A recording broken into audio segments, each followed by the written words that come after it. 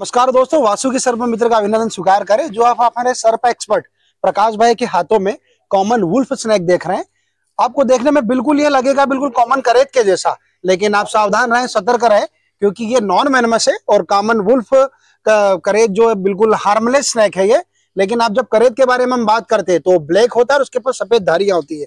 आप इसे भूरा कलर का देख सकते हैं, लेकिन हल्की धारियां हैं, इसलिए कई बार ऐसा भ्रम हो जाता है कि कहीं ये करेत तो नहीं, लेकिन ये कॉमन वुल्फ स्नेक है, नॉन वेनमस।